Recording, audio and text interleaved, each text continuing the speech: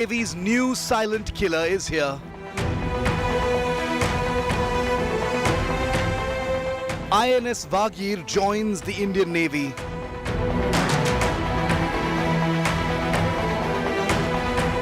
Vaigir, the sand shark, unveiled. But India's submarine fleet is at a historic low. Will the government boost the submarine fleet? National exclusive reality check on 5 Live.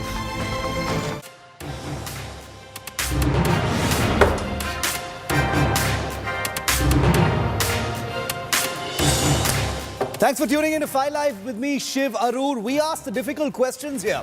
It's been a beautiful ceremony. A spanking new submarine has been inducted into the Indian Navy. It's a time for celebration and no one can take that away from the Indian Navy. But the truth is, the Indian Navy's submarine force levels are at a historic low, and this happens to be a decade when they will induct the lowest number of submarines. It's a bitter truth that needs to be told if the Indian Navy is to get finally what it wants, needs and deserves. And I'm going to be doing that today because nobody else will. I'm Shiv, this is 5 Live and these are the headlines. Congress demands surgical strike proof again. Digvijay Singh questions the Modi government. BJP accuses the Congress of speaking Pakistan's language.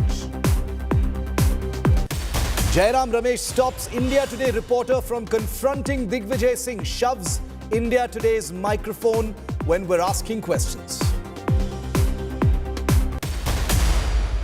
India's big tribute to Netaji Subhash Chandra Bose. 21 Andaman Islands, so far unnamed, have now received the names of our Paramveer Chakra medal winners. Real-life heroes salute the real-life braves. Storm over BBC's Modi documentary rages on. All India Bar Association writes to Home Minister Amit Shah demanding a probe into an international conspiracy angle in the film. Days after Prime Minister warned BJP leaders against boycott culture, Akshay Kumar hails Prime Minister Modi as the biggest influencer, says positivity is welcome. And if our Prime Minister is saying something like this, I think he's India's biggest influencer. If he's saying something and if things change, it'll be great for the industry. And why not? It should change. Things should change.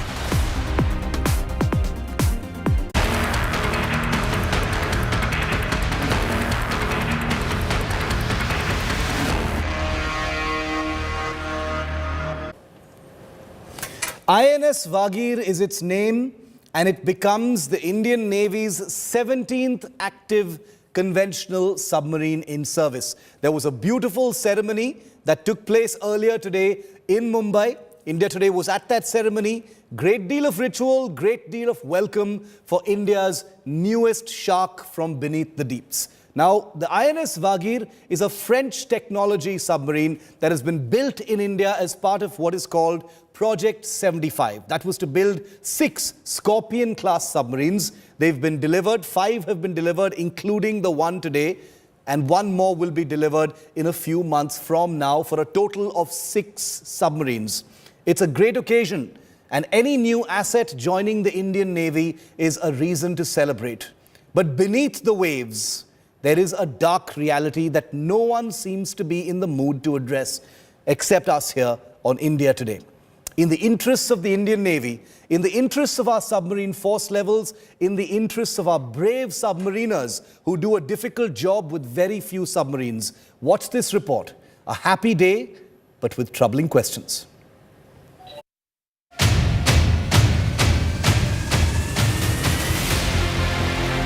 A grateful Indian Navy welcoming its newest underwater asset, INS Vagir.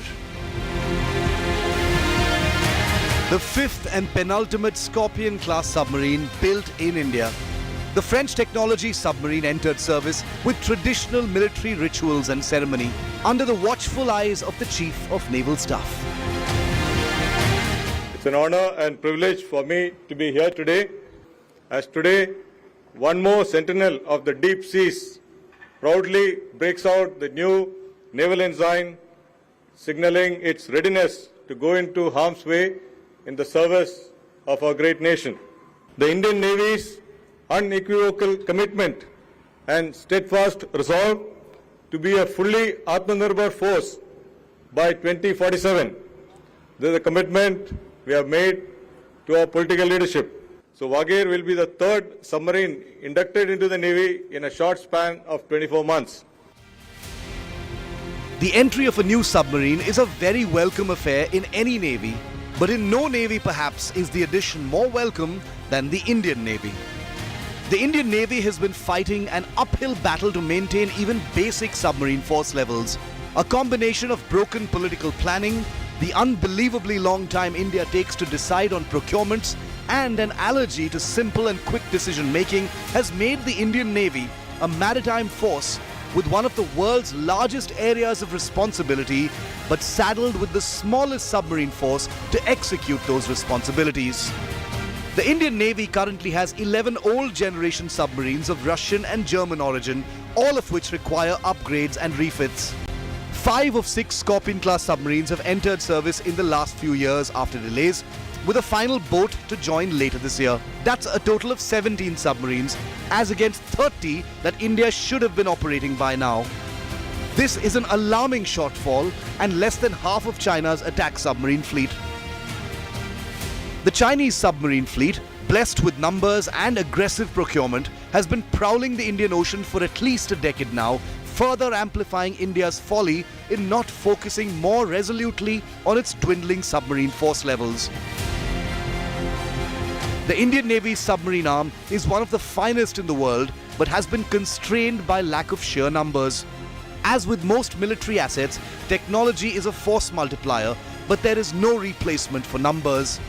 And without numbers, the Indian Navy's submarine arm is forced to largely play on the defensive instead of stretching its legs to the fullest. If all this isn't a dreary enough picture, India's follow-on project to the Scorpion shipbuilding project, designated Project 75 India, has been delayed for a shocking 15 years, meandering endlessly without forward movement or a decision on building 6 new generation submarines. A section of the Indian Navy wonders why India cannot simply build more Scorpion submarines in Mumbai, since it has already sunk hundreds of crores into establishing the production line. But successive governments have held that a separate line must emerge, implying more delays and costs. This decade alone, the Indian Navy should have inducted a dozen conventional attack submarines. It will end up inducting just 3. So while INS Vagir enters an illustrious service, the reality of the situation must not be forgotten. Bureau Report, India Today.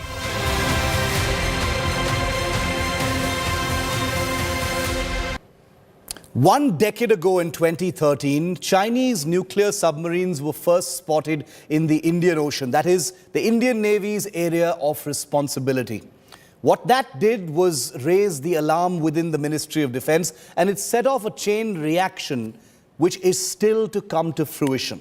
The fact and the reality that dawned upon India was that while we have some conventional diesel-electric submarines which don't have a lot of longevity at sea, what India really desperately needs with its area of responsibility around the Indian Ocean is nuclear-powered attack submarines that have nearly limitless endurance out at sea and can stay submerged for very, very long periods of time, only limited by human endurance. And that's the reason why on India Today, we're here to tell you that a new project to build 6 nuclear-powered attack submarines here in India, because no country will share that technology with us, has happened, it's rolling, and it's moving forward. 6 new Sharks, fully built in India.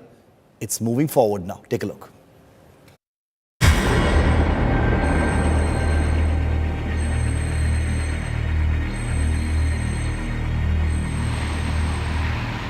As the world watches, India is closing out the decade, but standing up a hugely hostile China in Ladakh. But there is another sinister intrusion this decade, from 7 years ago, that still has the security establishment in action mode.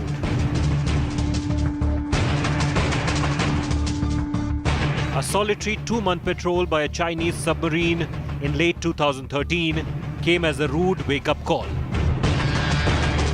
China's most advanced SSN, a Shang class, conducted a 2-month anti-piracy patrol in the Indian Ocean, and nothing could be done about it. Indian intelligence assessments said the deployment seriously aggravated India's security concerns. And that's why, in early 2014, the strategic establishment blew the dust of a decade-old secret file. A file containing a proposal for India to build a fleet of ferocious underwater predators. India's first nuclear-powered attack submarines. 7 years later, Chinese aggressions in Ladakh and elsewhere have added urgency to the program. The case for 6 indigenously built Project 76 nuclear-powered attack submarines, displacing over 6,000 tons each and costing over 14,000 crore each, is now pending with the government and likely to move forward in 2021.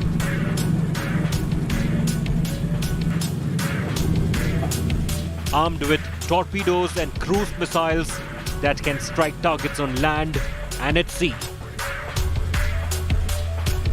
These submarines will be powered by nuclear reactors, assuring them tremendous speed and almost unlimited underwater endurance. The Indian Navy currently has just one nuclear-powered attack submarine, the INS Chakra, loaned from Russia, but needs at least 6, and that's where the Indian program comes in. Nuclear-powered attack submarines are like multi-role fighter jets.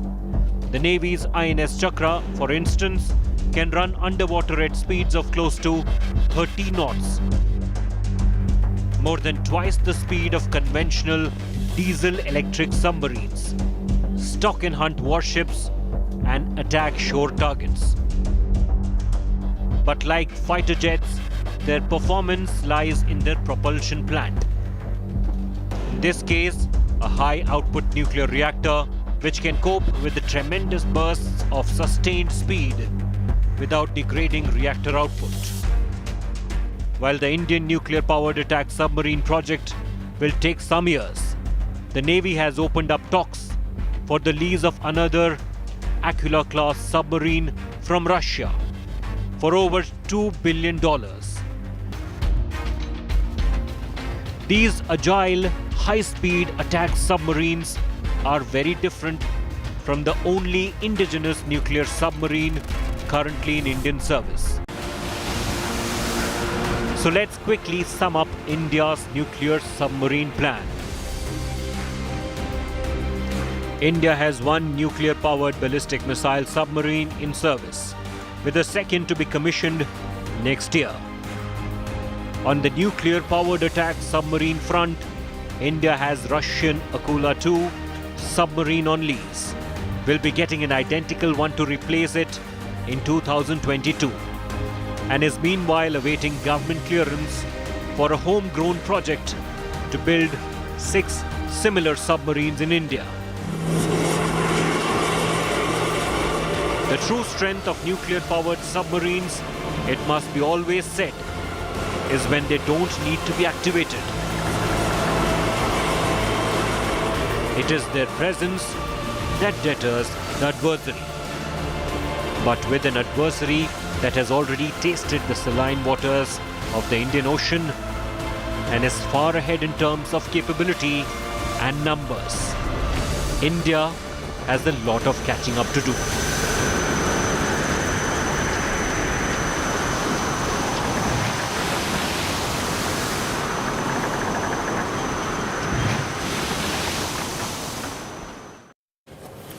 And joining me for a perspective on a very special day for the Indian Navy, but also to face the reality of some of these situations that the Navy faces with depleting force levels, is Vice Admiral Anup Singh. He is an Indian Navy veteran, one of India's best-known commentators. He also is a former Flag Officer Commander-in-Chief of the Eastern Naval Command. So he's been deeply involved in planning and strategizing, among many other things, the force levels of the Indian Navy. Admiral Singh, good to see you. Thank you very much for your time here on India Today. My first question to you, Admiral Singh, is INS Vagir, the 5th Scorpion class submarine, enters service with the Indian Navy today. Your opening comments on a day like this today, sir. Whenever a new asset joins the service, it's always a day of, a day of thanks, a day of anticipation, and a day of ceremony.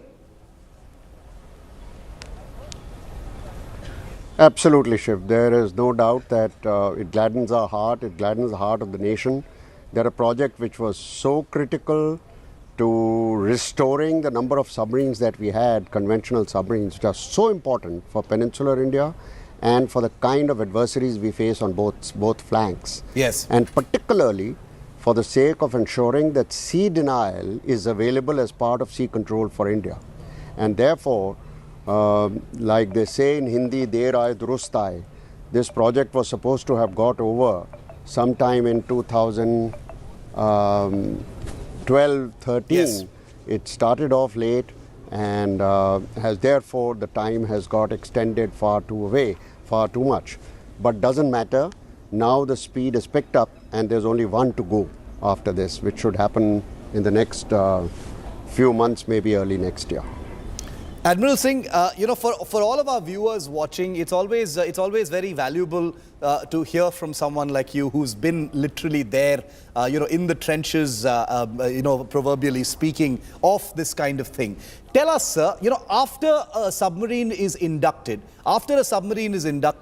it's now part of the Indian Navy. What happens next, in terms of the steps taken before it goes out to sea on actual operations? What happens? Some of the important trials that are supposed to be conducted before a submarine is handed over to the Navy, they have already got over. But some operational tasking trials, which includes combat firings, etc., of torpedoes, missiles, or whatever the submarine carries, they still need to be carried out. And then she will get integrated fully operationally into her squadron based at Mumbai. And how long will that take, sir, before the submarine is like fully operational for any requirement from the Indian Navy? It's a matter of a few months, not too long, because we have really matured in this process of integration, apart from interfacing, within the fleet, and in the case of submarines within the squadrons, because submarines don't form part of the Eastern or the Western fleet. They are directly under the Cs in Sea. The two C in Cs, East and West, are operational control authorities for the sake of submarines, because submarine tasking is supposed to be underwater. They are not supposed to be taken charge of by the fleet commanders for very good reasons, because their tasking is supposed to be all in stealth. However, the fleets are fully aware where the submarines are operating.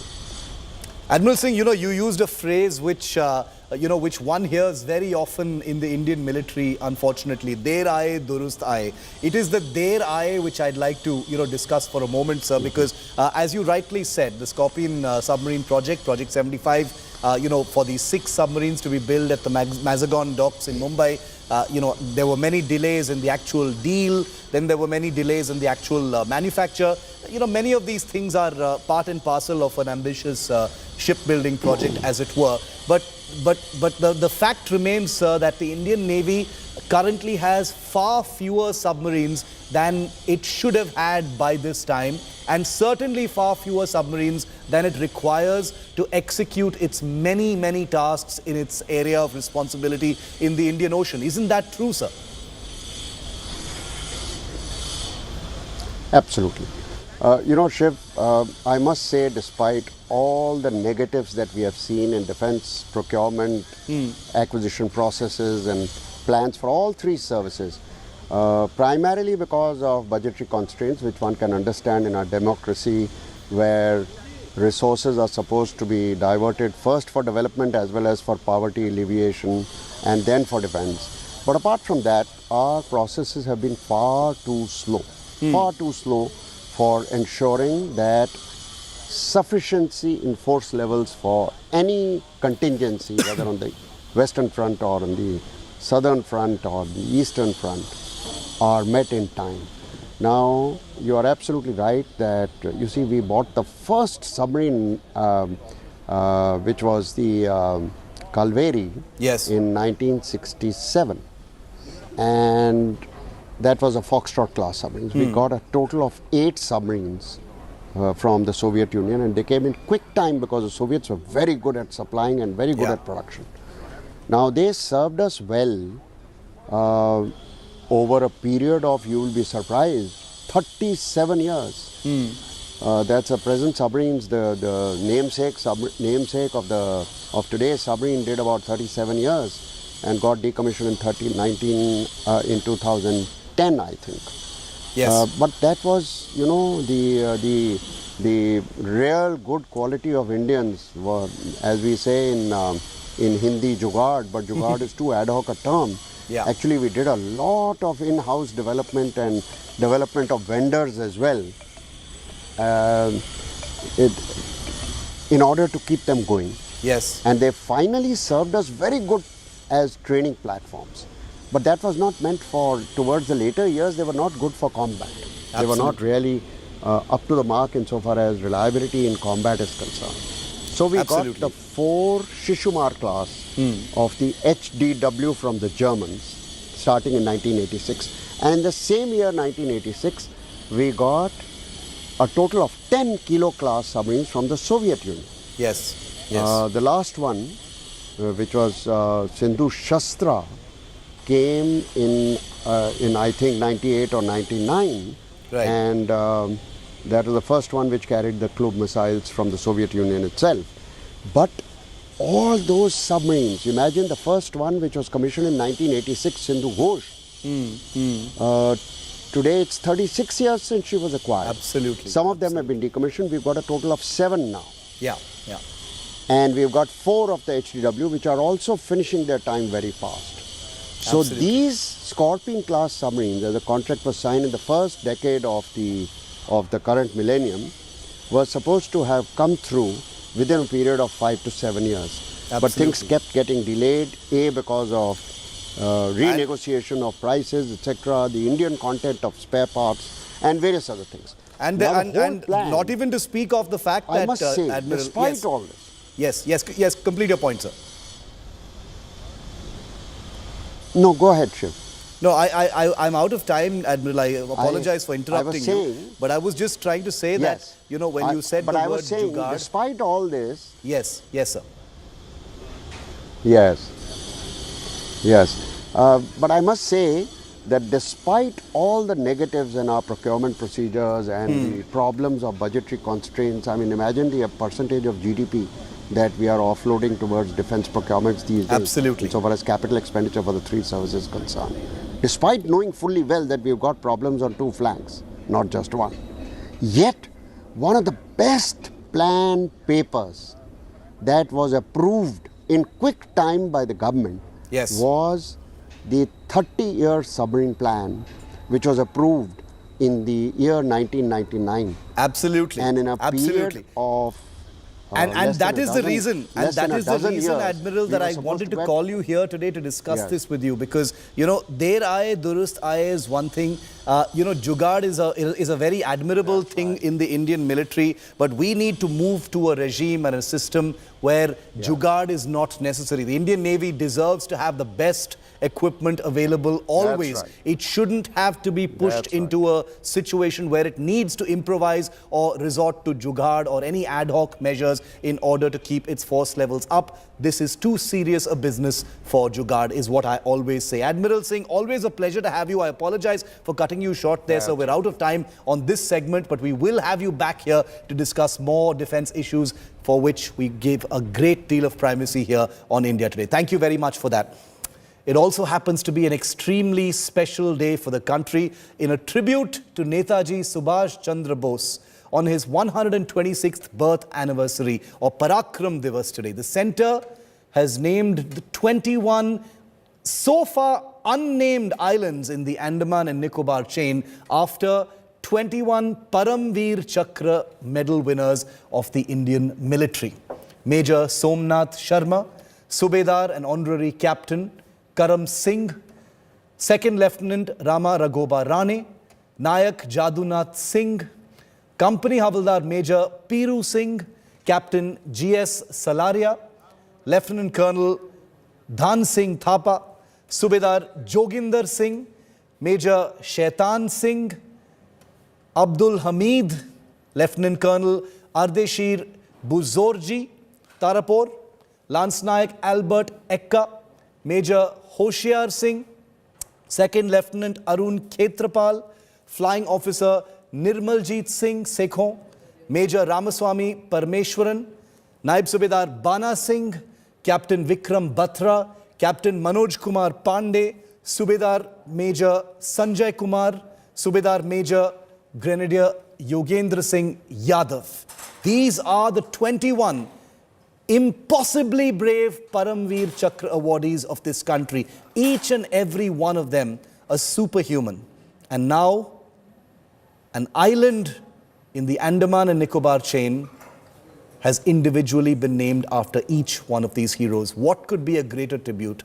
What could be a greater act of immortalizing these great heroes of this country? As we salute them, we also pay tribute to their families. Thank you for watching.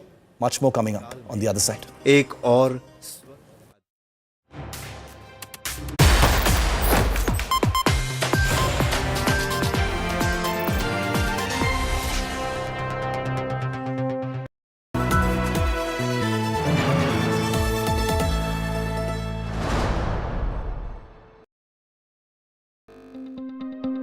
News is about putting people first. Just look at the queues right across. About asking the right questions to those in power. It takes no sides. माँ का दर्द एक दर्द कोई नहीं समझ सकता उस दर्द को. It reveals. It heals. Angry people came out on the streets. Is this the kind of justice system we want in this country? News is all heart and no hatred. Bilkis Bano आज क्या कहना चाहेंगी आप? हमारे साथ जो हुआ है किसी के साथ भी नहीं होना चाहिए. Experience the news. With me, Rajdeep Sardesai, only on India Today.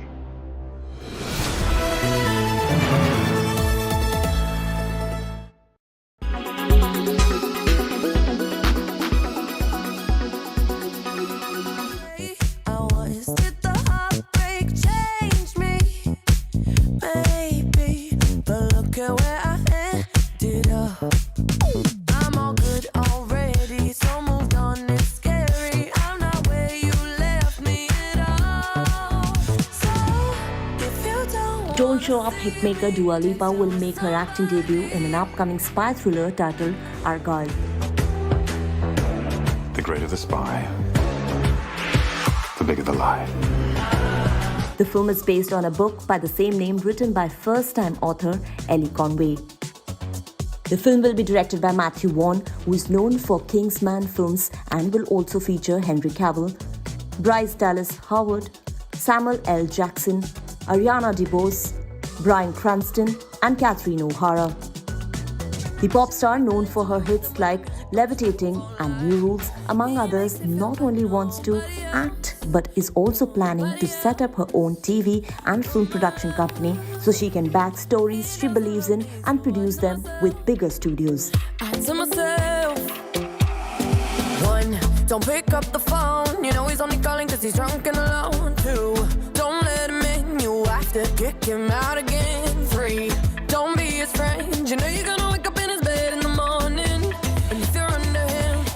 Entertainment Bureau, India Today.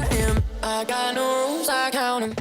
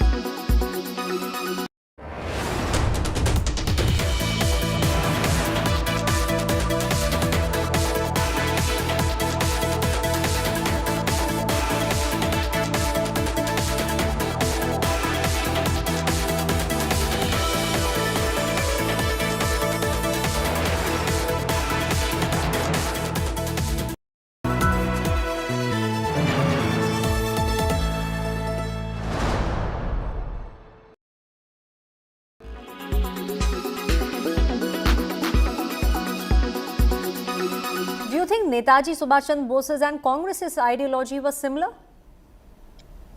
In a number of ways, yes. Congress as well as Netaji believed that India should be a secular state as far as the political aspects are concerned.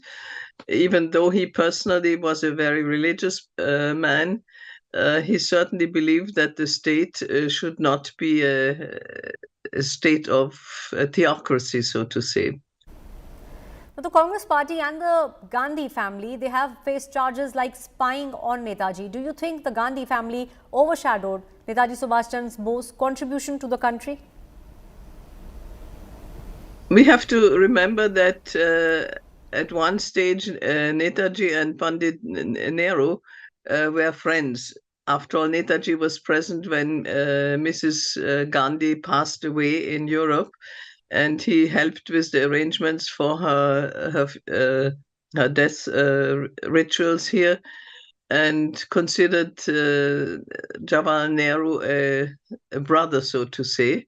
On the other hand, he was very disappointed when Jawaharlal Nehru did not support him when he tried to become re-elected as Congress president.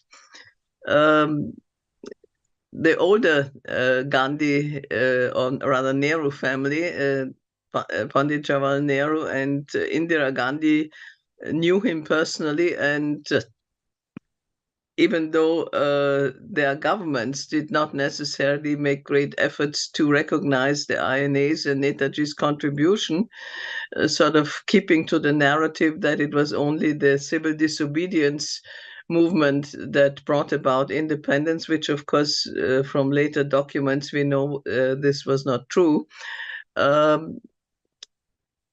The, so to say, younger Nehru Gandhi generation, I think, was not so much aware of Netaji's contribution and not so much willing to recognize his contribution.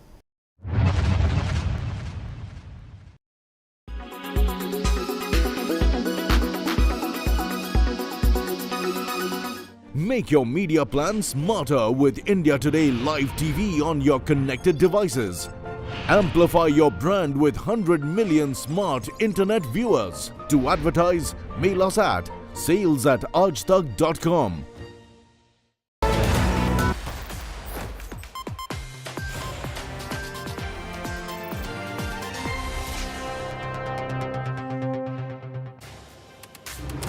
Google has fired 12,000 people from its workforce. Microsoft, the world's largest software company in history, has fired 10,000 people. Amazon has fired 18,000 people. Facebook, Meta, has fired 11,000 people. Twitter has fired 3,700 people since Elon Musk took over. Salesforce has fired 7,000 people. Cisco Systems has fired 4,000 people, and that's just some of the tech companies we're talking about, including big tech firms who are entering layoff season with a bang. thousands of employees in the United States, Europe, the world over, including India, have lost their jobs overnight. And these are some of the biggest companies that have done these firings, from Google to Microsoft to Amazon to Meta to Twitter to Cisco and so many others. The impact is being felt the world over, but there is an explosion of questions over why some of the world's biggest companies are feeling the need to fire so many people. Did they get the whole growth story wrong? Have they deceived the world about how they can scale their own products? What is the reality about what is being called the tech winter? Watch this report.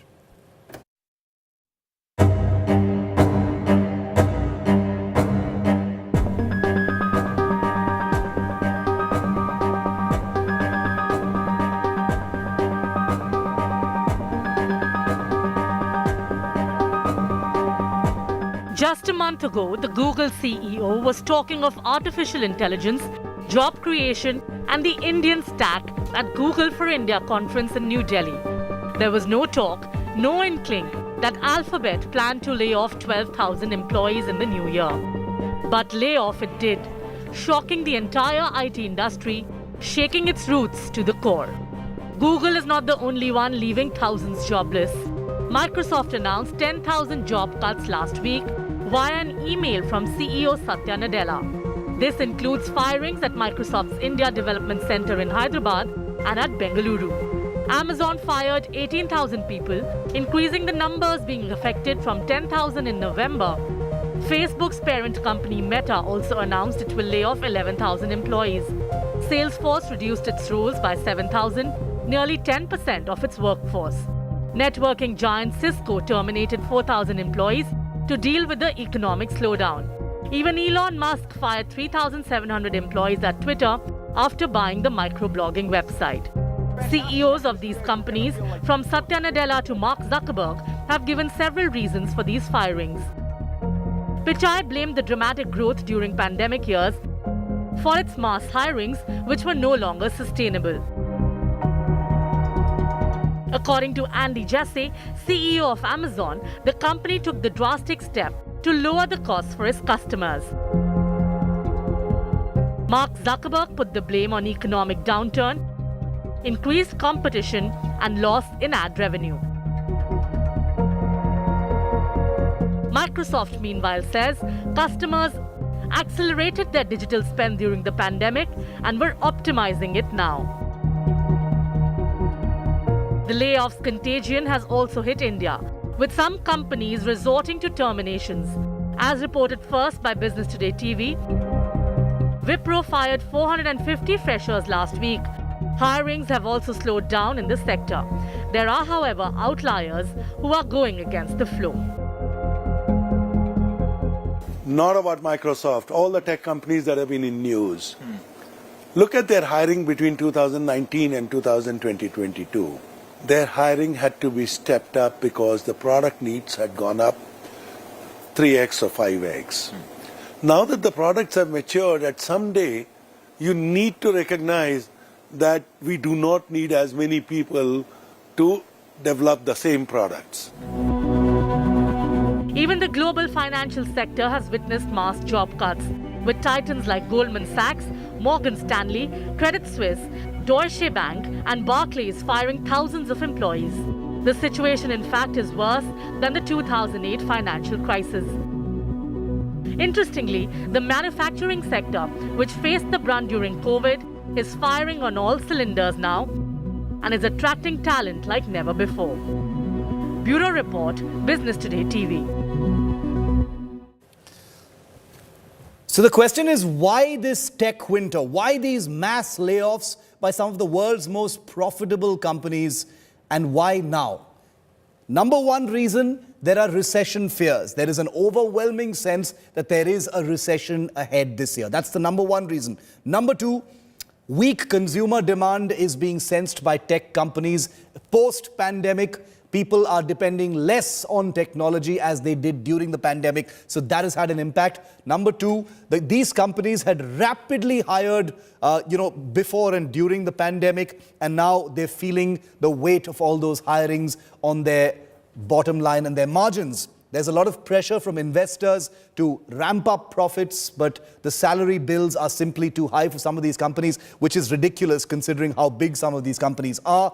It's a standard cost-cutting measure also being exercised by many of these companies. At Davos, at the World Economic Forum recently, India Today put the question about this tech winter, these big, bizarre layoffs by Microsoft, Google, Facebook, etc., to some of the biggest business persons and people from India Inc. who were there at Davos. IT services giant Wipro has sacked over 400 entry-level employees after they repeatedly performed poorly, apparently in internal assessments. Wipro's Rishad Premji spoke to India Today's Rahul Kaval in Davos. Take a look. Let's talk a bit about the tech winter and the fact that, there's been a lot of pushback in terms of some employees being retrenched, stories doing the rounds about young techies getting job offers and then not being onboarded, and that create not just any one particular company, but in general. How long do you see this go on for? A couple of things have changed in the environment, I think, Rahul. One is if you look at the euphoria of the last couple of years, I think it's mellowed a little bit. A great indicator of that mellowing is just attrition. If you look at attrition over the last couple of quarters, even last quarter, compared to what it was 3 or 4 quarters ago, is different. We've seen our attrition come down consistently over the last 4 quarters. And so by design, when you have attrition coming down, you don't have the same euphoria of hiring to replace people that are attriting. We've hired and onboarded more freshers in the first 9 months this year than we have onboarded all of last year. We will honor the offers we have made, and we will bring them on board as is relevant over the course of the next few quarters. So certainly the environment looks different, but and I think that's a good thing for the industry as well. Some of the frenzy and just the jumping ship that happened at a neurotic pace, I think, has slowed down, which I think is just good stability for all organizations. So that's a good thing, I think. The other time you came in for a lot of flack is when you announced that Lionel Messi, the greatest footballer of all time, would be your brand ambassador for the FIFA World Cup. And then again, there was a lot of shock saying that you've just fired 2,500 employees. You've declared a loss of 4,589 crore rupees in the last fiscal. What is Baiju thinking? Why is he spending money on marketing dollars at a time when he should be saving jobs? So one, in terms of the Messi partnership, so that's not a typical sponsorship deal. It's a different kind of a partnership where we have partnered with him to be the ambassador of our not-for-profit initiative. What not many people know or talk about is the fact that on one side we have this large for-profit initiative. We also have an equally big and probably the largest not-for-profit initiative in education, where there are 5.5 million those students, those who learn from our not-for-profit initiative, which is completely free. It's what we call education for all.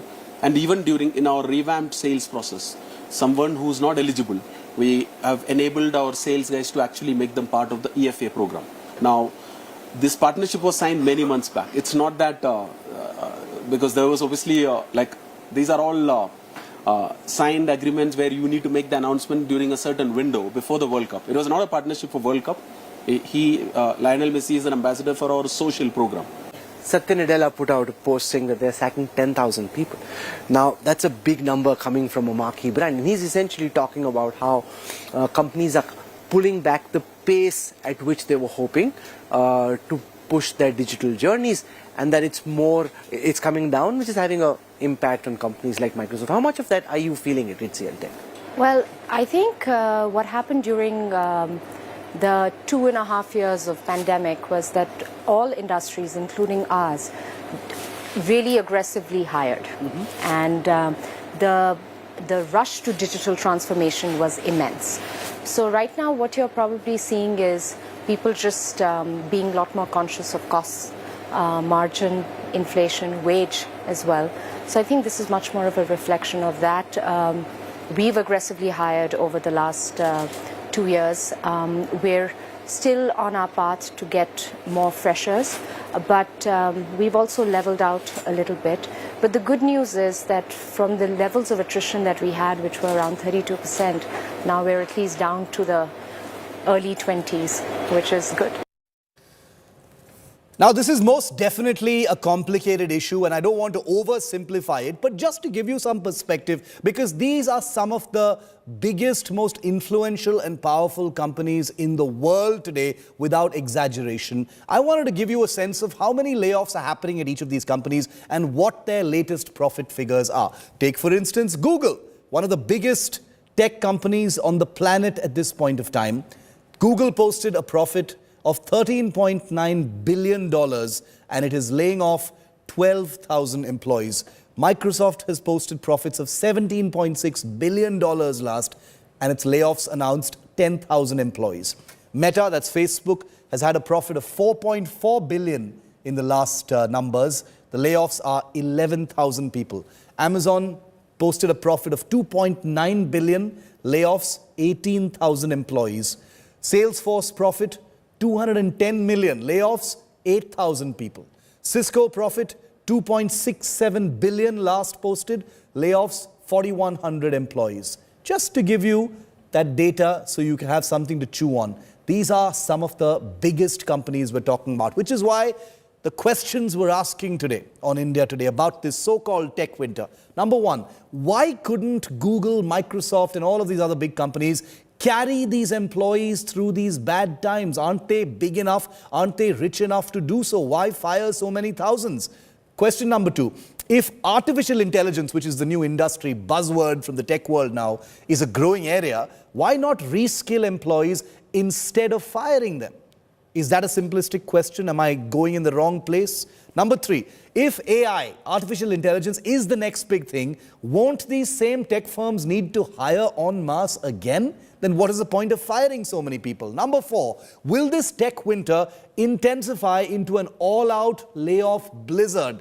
Meaning, are there more thousands going to be fired in the days, months and weeks ahead? Number five, have tech firms in some way deceived the world on the scope and scale of their abilities? Have they misjudged things so badly that it is finally the most vulnerable among them, their employees, who have to pay the price for bad decisions, and never the management, never the stakeholders, never the investors? It's always the easiest to cut loose. Well, that's a facet of capitalism, but it is hitting very, very hard at this point of time, and we're calling it Tech Winter. Kanishk Gaur is a very well-known technology expert. He joins us live, as does Mohandas Pai. He's co-founder of Aaron Capital. With me also is Abha Bakaya, senior editor with Business Today TV, who's been reporting on this topic for a very long time. Mr. Pai, starting off with you, Tech Winter has become this kind of ominous buzzword that's being thrown about quite a lot. It was mentioned a fair bit at the World Economic Forum in the week gone by as well.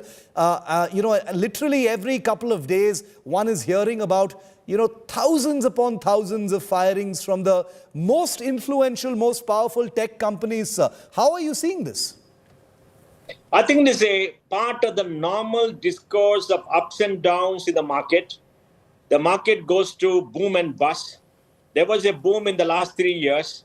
In the last 3 years, there's hiring of 35% for the last 3 years. And now people anticipate there's a downturn, there's going to be a recession. So they're shedding about 5, 10%, 15% of the people they hired because they believe they are in excess of requirement, looking at revenues for the next 12 months. It's a normal feature. It has happened many times in the past. It will happen many times in the future. This is how people adjust their cost base. Now, please remember, they would have made a profits last year. And I'm sure this year the profits will be much less, even after cutting this cost, because the growth is not there and other costs are going up. So you have to look at it in a very different manner. And this is a par for the course. And I think, we should not be surprised that these things happen. Okay, we shouldn't be surprised, says Mohandas Pai. Abha, what are you hearing from the Indian side? We heard Roshni Nadar Malhotra, Baiju Ravindran, Rishad Premji, many other Indian big business and big tech founders and chairpersons talking about this tech winter, saying they're not too worried about it. What are you hearing? Are there going to be big layoffs here? Do Indian employees in tech firms have reason to worry? So, Shiv, clearly the consensus, if we speak to a whole host of promoters across some of these tech companies, is that really what is happening is the companies are using this as an opportune time time to do a cleanup, which they've been looking to do for a long time. So the question that you asked, do the Googles and Alphabets of the world have enough money? Yes, they do. But they've probably been sitting on, employees that perhaps they don't no longer need, but didn't know how to fire because it's seen as so politically incorrect. And they're using this as a time to get rid of some of the extra faff. Now, that's quite significant, the number. I mean, it's a combined 70,000 plus that we're seeing, on Wall Street right now. And it's even the smaller tech companies from a Lyft to a Shopify, etc., who are also laying off people. We might see some element of that here as well. As to now what kind of impact this will create, it may not be as bad as some of the past recessionary phases we've seen in the tech industries, because the trend that we've seen in more recent years is that within a few months, they do manage to find work across some of the other tech companies. Yes, cross-skilling has become important, and especially for those that have been groomed at the companies that they were working in, they find better opportunities to then jump ship because they have slightly diverse, skill sets. So is the impact going to be really bad in terms of income and recession? It may not be going down that road, but it's still too early to tell. Okay, still too early to tell, but it may not go down that road, which is, some comfort. Kanishk, how do you see this playing out? One question that many people ask is, all of this is happening at a time when the world feels like it's on the threshold of big things in AI, artificial intelligence, products, services, new revelations from the tech world, and at the same time, so many big layoffs. So, one is worried, consumers are worried about whether that next phase of whatever we're going to get from tech is going to be hampered as a result of this sort of in and out cycle. See, some of the investments which the big tech had made in the past, which was on metaverse, which was on IoT, which was on connected systems, has not reaped dividends today.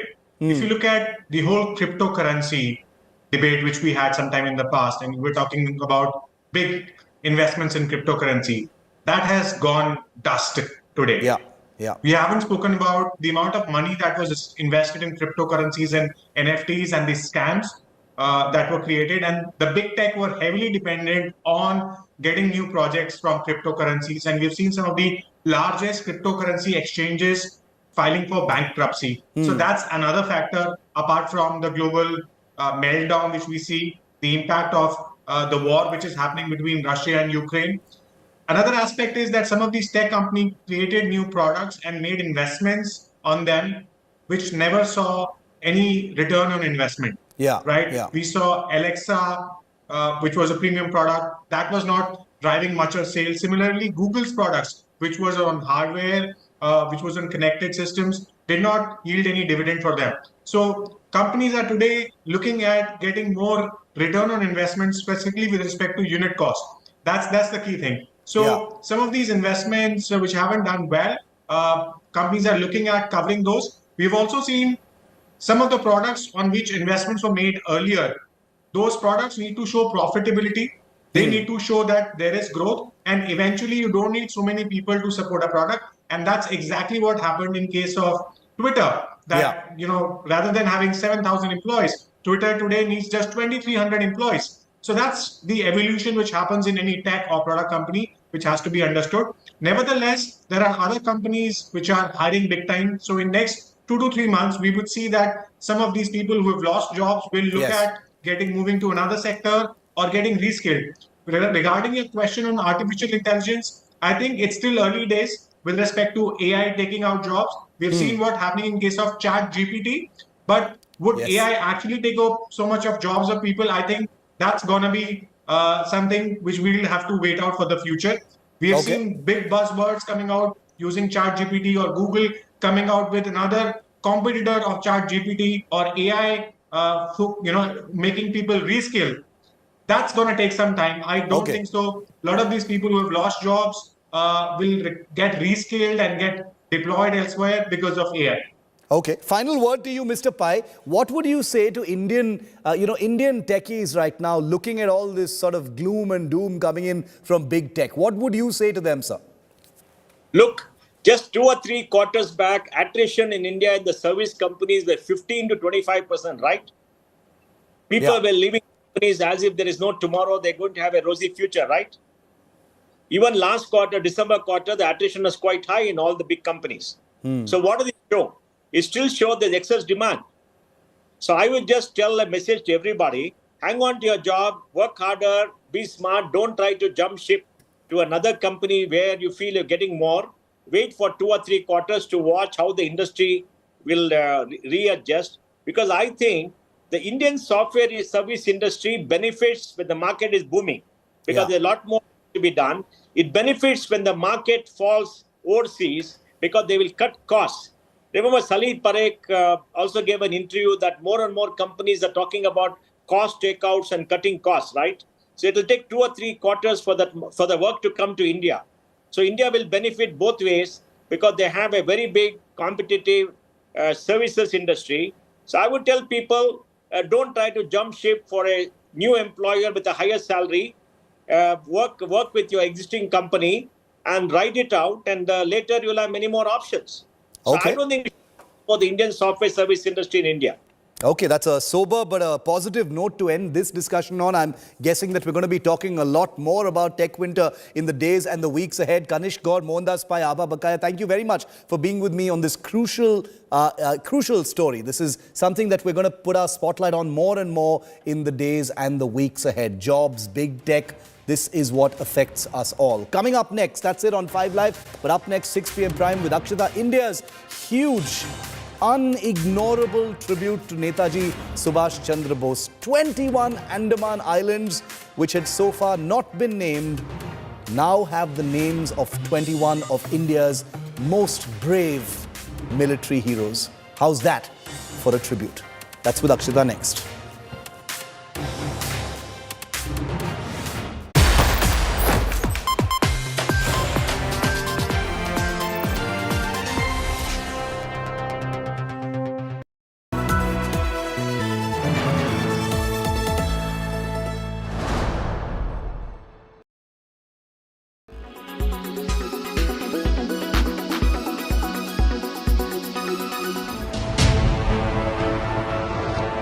Snakes in the backyard sting Pakistan.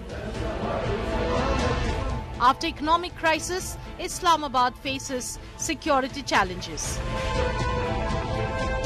The Tehreek-e-Taliban Pakistan's return to acts of terror, extortion and hostage-taking is turning the clock back for Pakistan by a decade. On 2nd January, there was an angry exchange of words, indicative of how placing Taliban in power in Kabul has gone wrong for those at the wheel in Pakistan. Pakistan's Interior Minister Rana Sanaullah spoke about attacking Tehreek-e-Taliban hideouts in Afghanistan. In reaction, Ahmad Yasir, a Taliban leader, put out an image of Pakistan's defeat at India's hands in 1971, warning Islamabad of a repeat if Pakistan attacks Afghanistan. Pakistan Defence Minister has alleged that Afghanistan's soil is being used by armed groups to launch attacks, triggering a sharp response from the Taliban government who called the charge incorrect. The Tehreek-e-Taliban has issued threats to the Shehbaz Sharif government, accusing it working for the Americans. It has asked PM Shehbaz Sharif and Foreign Minister Bilawal Bhutto to review their policy against them. Ever since the Taliban got a hold on Afghanistan, Pakistan has witnessed a sharp rise in terrorism incidents. TTP was involved in 2007 assassination of Benazir Bhutto, 2009 attack on Pakistan Army headquarters, 2008 bombing Marriott Hotel in Islamabad, 2012 attack on Nobel laureate Malaya Yousafzai, 2014 attack on Peshawar school. Pakistan, which nurtured the Tehreek-e-Taliban Pakistan to use it as proxy force in Afghanistan and India, is now getting a taste of its own medicine. Bureau Report, India Today.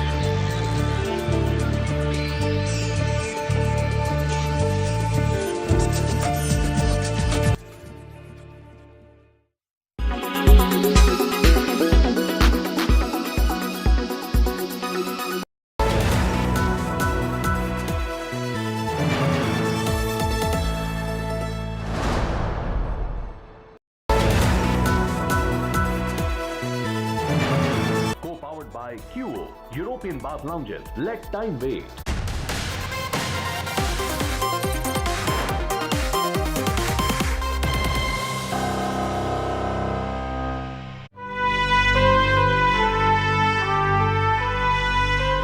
Lieutenant Vikram Batra. Sir. Your code name is Shesha. Thank you for Shesha. Last message over. ये दिल मांगे more sir. हम में से हर कोई लौट कर आएगा, चाहे वो किसी भी हालत में हो। ये मनोज पांडे का वादा है आप सबसे। हम एक